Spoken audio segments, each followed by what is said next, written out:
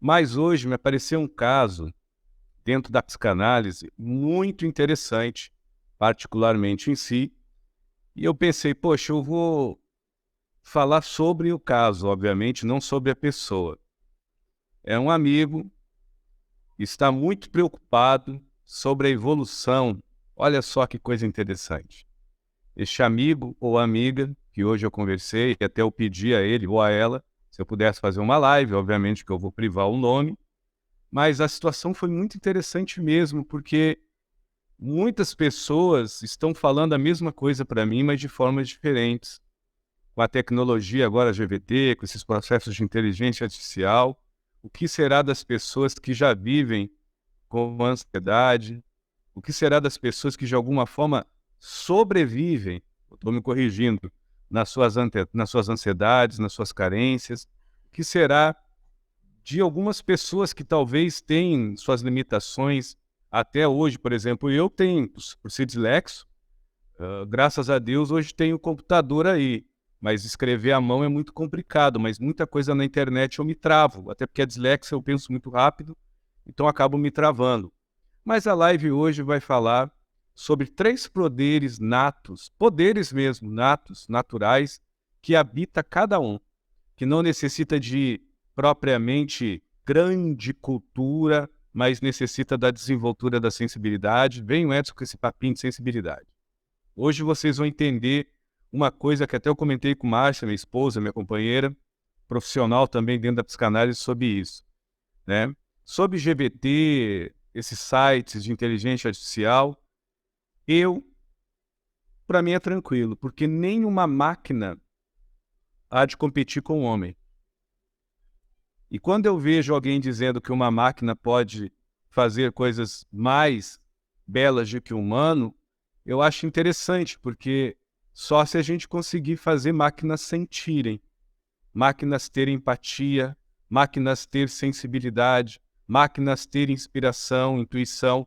Eu não vejo como impossível nem possível, mas eu vejo como profissional, falando da resiliência, que é o tema que está aqui em cima, no Face ou abaixo no YouTube, depois eu vou postar no Instagram, falando da determinação e do silêncio, que são os 3 poderes que a gente pode usar a nosso favor, mediante essa chuva de tecnologia que está cada vez mais avançada e, infelizmente, essa tempestade de antipatia, de desleixo e de insensibilidade que não todas as pessoas, mas infelizmente uma massa grande da humanidade está vivendo.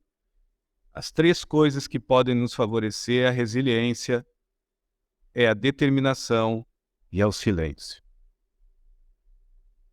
O silêncio, a resiliência e a determinação são as 3 coisas que não é que vão superar a tecnologia, mas que vão nos amparar, que vão nos acolher a entender que essa energia de sentir supera a intelectualidade fria de só pensar. O dia que o computador sentir, eu me calo.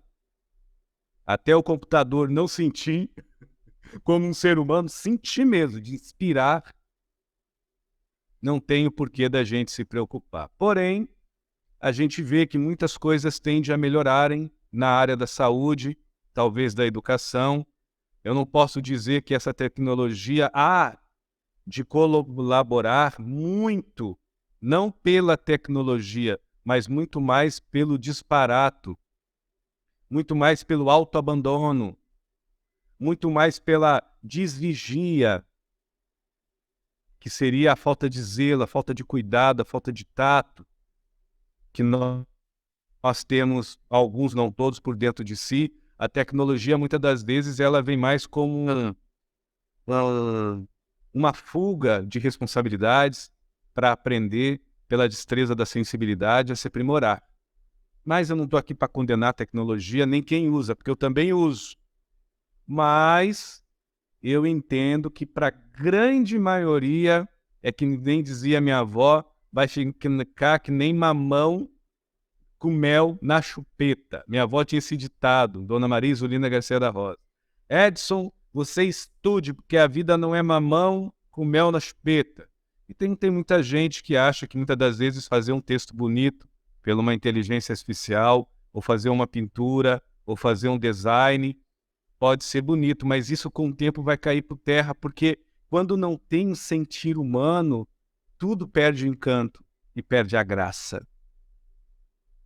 Eu não estou sendo otimista, não, estou sendo sincero, não tem nada contra a evolução, mas eu vejo, como psicanalista, como profissional, que em alguns ângulos isso está abalando muitas pessoas de vários níveis sociais, de várias classes de entendimento e de vários tipos de olhar, mediante a realidade, mediante o realismo em si.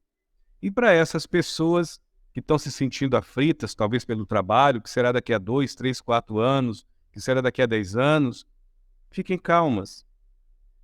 Assistam as lives do Edson Rosa pelo YouTube ou qualquer outro terapeuta que vocês se familiarizarem e sintam o porquê que a gente, não só eu, insiste tanto na ética. Por que que o Edson, nesses 8 anos de YouTube, no canal aberto, ele, em vez de falar de moral, ele fala de ética? Por que que esse cara aí, Edson Rosa, em vez de falar que amor próprio incondicional é para o outro, ele fala que o amor próprio, sem impor condições, deve ser para si mesmo? Por que que o Edson Rosa fez algumas lives falando que fora da caridade não há salvação, mas a maior caridade é aquela que nos mantém generosos, antes do ato, sendo um fato? E é aquela que antes de nós doarmos para fora, já nos sobra por dentro, porque nós somos solidários. Por que que o Edson fica batendo nessa tecla há mais de 8 anos, em todas as redes sociais que ele tem, que não adianta a gente ter cultura se a gente não tiver desenvoltura de uma educação empática, de uma sensibilidade simpática e de uma serenidade inspirativa?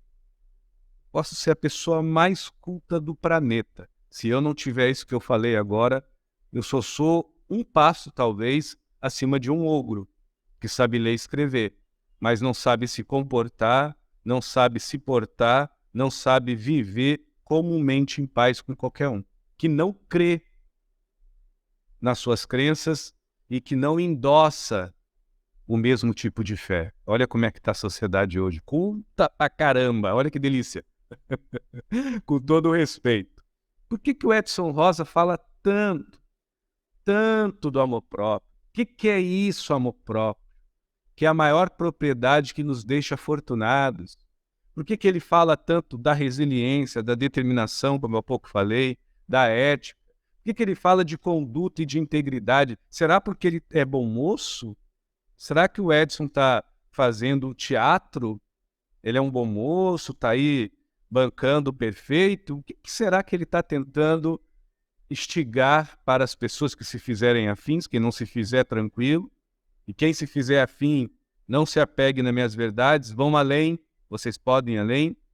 Porque o Edson, já com 47 anos, quase 48, entende que até a evolução vai cramar da espiritualidade de cada um esta forma de movimento. E outra, já ia me esquecer, por que será que quando o Edson Rosa fala da espiritualidade, ele prefere falar não de Allan Kardec, de Dr. Bezerra de Menezes, de Pai Benedito de Aruanda, de Joana de Ângeles e do Jesus? Mas por que que quando ele fala da espiritualidade, ele acentua que todos nós somos Cristo em essência? Por que será que esse cara fala desse jeito? Ele é maluco? Quer ser mais do que os outros? Ele é pretensioso? Ele é presunçoso? Ou ele é uma pessoa que crê na humanidade? Talvez. Ou ele é uma pessoa que talvez entende que quando a gente tem essa lealdade de amor próprio, os maiores milagres já operam renovações por dentro e, consequentemente, pela nossa resiliência, pela nossa determinação e pelo abraçar desse silêncio que tudo faz, a gente consegue sim mudar padrões negativos da nossa vida em coisas muito mais maleáveis, em coisas muito mais aprausíveis, em coisas muito mais boas, mais asserenadas, mais tranquilas, mais harmônicas. Uma amiga pediu para mim facilitar Eu tenho de vez em quando os costumes, como eu leio muito livro de filosofia, a gente acaba ficando com cacófito linguístico. Então não é que eu queira falar bonito, eu vou falar sempre em 3 níveis e a mesma coisa em 4, 5 níveis de entendimento diferente. Se eu me tornar cansativo para alguém, me perdoem e obrigado pela caridade. Valeu? Estou me esforçando. Então, por que que o Edson fala tudo isso que o Edson tem nesses mais de 500 vídeos no YouTube, falando, furando a teclinha do amor próprio? Hoje, 2023, com esse site GVT, é o que eu, há mais de 20 anos atrás, eu não previ futuro, mas eu olhando a internet, que eu usava um celularzinho Ericsson, era um tijolão. Hoje eu estou com um Samsung aqui, um S22. Mas antes era um Ericsson. Eu pegava aquele Ericsson assim, nunca me esqueci, eu olhava e falava, rapaz, hoje eu estou falando por um celular. Isso há uns 20 anos atrás, talvez 18, 19 anos atrás, um tempinho, um Ericsson antigo. E eu me lembro até hoje eu pensando, quer saber? Eu vou me aprofundar mais na psicologia e na psicanálise, porque eu entendo que quanto mais eu me empoderar, quanto mais eu me amar, quanto mais eu entender que não adianta só eu ter educação moral, eu tenho que ter ética espiritual. O que é ética espiritual? É crer em Jesus ou acreditar que Deus é em mim? E outra, acreditar que Deus é em mim não como um escravo, nem um servidor, nem um barganhento, mas que Deus é em mim em força de lucidez, Deus é em mim em poder de humildade, Deus é em mim em resiliência de simplicidade. Eu tendo essas coisas, o mundo não me quebra nem me quebranta. Eu não vou brigar com o mundo, mas eu supero o mundo porque eu não tenho nem medo da morte. Nem a morte eu temo, eu vou temer o quê? Então, hoje, depois de 20 anos, eu me sento aqui na minha humilde clínica e escuto algumas pessoas durante algumas semanas falar a mesma coisa. E eu não creio em coincidência. Edson, eu estou com medo desse salto evolutivo. Será que eu vou continuar com o meu trabalho? Será que nós vamos perder pelos computadores? Ou será que o meu salário vai diminuir? Porque agora você aperta um botão, o trem lá faz quase tudo. Texto, quadro, tela, vídeo. O que que eu tenho que fazer, Edson, para ter um diferencial? E aí, até na hora, agora há pouco tempo eu me emocionei na minha oração que eu fiz aqui no Evangelho, que eu faço. Eu já falei até numa live, que é esse aqui, que é o Novo Testamento. Abri, fiz o meu Evangelho comigo, com a minha fé, agradeci a Deus. Isso não é vaidade minha, mas eu agradeci porque eu tive um lampejo há 20 anos atrás para me preparar para o que está começando agora. Não adianta eu ter cultura se eu não tiver educação. Não adianta eu ser um mestrado e doutorado se eu não tiver sensibilidade humana. Está gravado aqui, hoje é dia 18/3, 21h com 12 minutos. Eu não estou prevendo o futuro. Mas vocês querem fazer a diferença profissionalmente? Você não vai bastar ser só o profissional que tecla botões, que aperta teclados. Você vai precisar ser humano. Ah, mas eu sou humano. Depende. Que tipo de humano você é? Um humano que carece que alguém te ame? Ou é um humano que não tem essa carência porque você se ama? Que tipo de humano você é? Que por qualquer contrariedade você se torna incisivo, reativo ou vitimizado? Ou uma pessoa que pelo empoderamento da humildade e que pela força da simplicidade resiste a qualquer maledicência alheia, como por determinação transmuta a qualquer maledicência interior? Qual é o tipo de humano que você é? O que fala várias línguas, mas não entende a linguagem do afeto? O que fala de uma forma esplêndida e tem uma desenvoltura enorme em não só vários idiomas, mas em várias exatas, e a tudo calcula, mas não tem a compaixão à vida alheia, nem a cumplicidade grata da própria existência? Hoje, o que vai fazer diferença nessa humanidade é o que por muitos anos a grande massa humana, é a realidade, tinha como pessoas fracas. Bendito é aquele que é frágil, porque é cheio de afeto. Isso é poder. Bendito é aquele que é terno, bendito é aquele que é sensível, bendito é aquele que é educado, bendito é aquele que tem um princípio de hombridade aonde a moral do outro não te obriga a ser bom. A tua ética é que te faz melhor. Você é ético, ninguém precisa vir, ó, fica quieto e se comporta, viu? Porque aqui você não pode lavar as mãos no sábado, nem tomar banho no domingo. Não. A tua ética já lhe governa, porque Deus é em ti. Não quer chamar de Deus? Chama de inspiração, de intuição, chama de sensibilidade humana. Porque se nós formos só cultos e tivermos só a cultura, oh meu Deus, que frieza que a gente vai ter, a não ser a destreza de tecrar botão, soltar botão. Teclar botão, soltar botão. Isso aí, então, a criança faz. Agora, ser humano vai fazer a diferença. A atenção humana, o calor humano, a educação humana, a gentileza humana, a ternura humana, a sinceridade humana, o jogo de cintura humano, a confiança humana, o coleguismo, a gratidão, um aquecimento entre os corações num ambiente onde a pessoa é grata só por saber que o colega está sentado lá na outra mesa. Eu acho que computador não tem isso com outro, né? Vocês entendem o que eu estou falando? O que eu estou tentando transmitir para vocês? Então, conversando com Márcia, minha esposa, ela falando para mim, poxa, Edson, bem que você poderia falar um pouco para as pessoas, e o meu interesse não é convencer ninguém, é só falar, para elas entenderem, quem sabe, por elas, não por mim, que ter determinação e ter resiliência e saber usar o seu próprio silêncio é um convite a um mergulho profundo que transpassa as necessidades e as importâncias e começa a beber de uma água viva dentro da gente, de essência e de qualidade.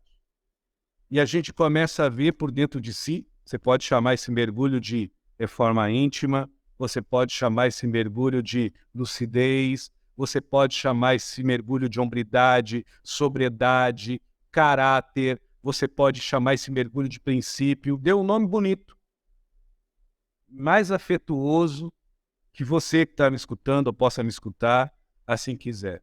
Mas é um mergulho aonde você, além de ser gente, sente que também é humano. Então, ser humano hoje, um pedreiro humano, um advogado humano, um juiz humano, um terapeuta humano, você humano, para você, fará diferença. E quando a gente fala humano, é interessante que isso aí não é o Edson, não. Aí a gente teria que queimar todos os livros de Freud que eu tenho aqui, de Jung, de Lacan, os pensadores gregos também, que eu gosto de ler muito, a filosofia. Então não é o Edson que está falando. Edson, é humano ser ruim? Se a própria ciência está aí no YouTube para quem quiser ver. A gente nasce, independente para quem acredita em vidas passadas, mas isso é um instinto natural de defesa e proteção. A gente nasce se protegendo e a gente, nos primeiros anos de vida, cresce amparando. Ou a gente vê criança de 2, 3 anos com uma arma na mão ou uma faca? Obviamente que não. Você vê uma criança de terna idade, vê a outra chorar e vai lá e enforca, a tendência é ela proteger, natural. Talvez nem ela saiba o que está fazendo. Então, quando eu digo ser humano, é um ser humano que resiliente ele é pela sua educação. Edson, explica o que é ser humano. Vamos lá. Eu opto para não fazer o mal para o outro. Não porque eu quero ser bom. É porque eu não sou o outro. Se o outro faz o mal, o problema é dele, a decisão é minha. Agora, se eu decidir fazer o mal, de maldade a alguém, isso vai desumanizando o meu raciocínio. Então, ser humano é eu ter o mínimo da máxima de predomínio no que eu penso, mediante o que eu sinto. Isso é humanidade. Senão eu vou ser que nem um cachorro, um gato, um cavalo, um boi, um bicho, com todo respeito. Então a minha humanidade começa já a se definir pelas minhas decisões, não do que eu faço, mas do que eu nutro, do que eu sou. Aí que entra a resiliência.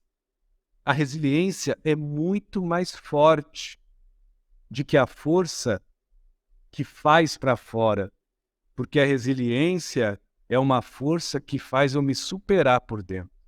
E se eu me supero por dentro, em nome da vida, nada tenho a disputar para fora, a não ser me adaptar, me educar, me inspirar, me precaver, me admoestar, me elucidar, para que eu enfrente a vida não como uma disputa com o outro, mas enfrente a vida como um convite a eu me melhorar mais e mais.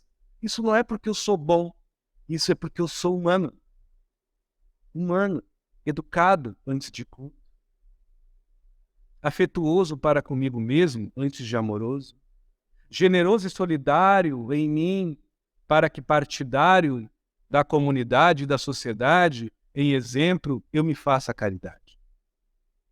Amo a Jesus, mas o Cristo em nós, ou Deus, ou o nome que vocês queiram dar, é por mim. Então eu oro para fora, mas eu vivo em prece por dentro. Porque é em mim. Isso é humano. É humano. É humano não é ser bonzinho ou ser malzinho. É humano eu me querer melhor, afinal eu penso. Agora, se eu for um sadomasoquista, ou se eu for uma pessoa com um certo desvio de personalidade, isso não vai me tornar um monstro nem um bicho, mas vai me colocar nas fileiras de um enfermo. Um enfermo talvez por somatizações, porque passou bullying, ou porque concebe a vida de uma forma diferente.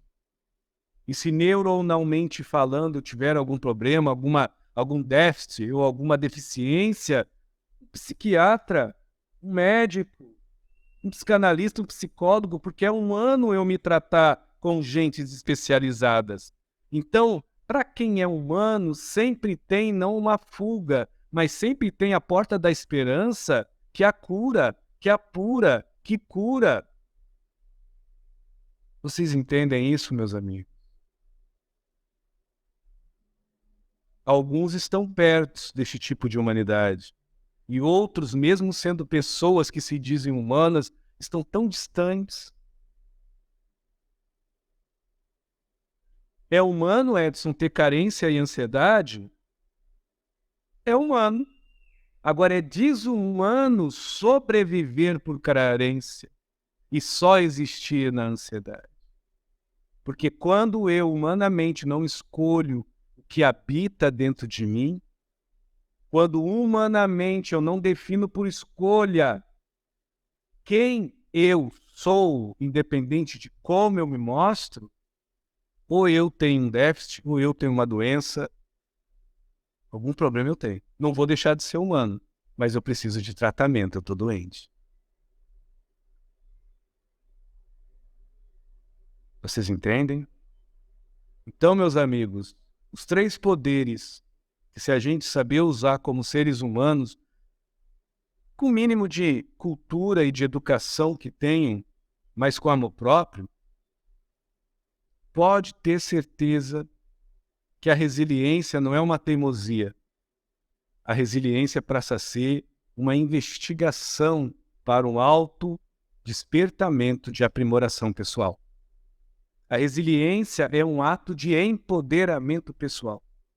E quanto mais eu resisto, mais de que poder e força eu tenho para enfrentar o mundo. Porque quanto mais eu resisto, em mim, eu me supero. E se superar é magnífico. É humano. É humano. E assim eu determino. Determino, repito, não porque eu sou teimoso, mas é porque eu sou convicto que entre as minhas escolhas e decisões há uma fonte ou força imparcial que é viva em mim, mas também transpassa sobre mim e habita a intimidade de todas as pessoas.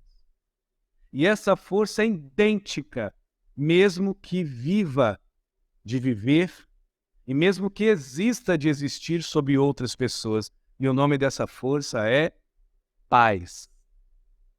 Então, só ela, paz, define quem eu sou.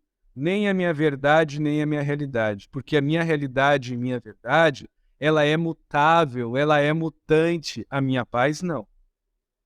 A minha paz me aperfeiçoa.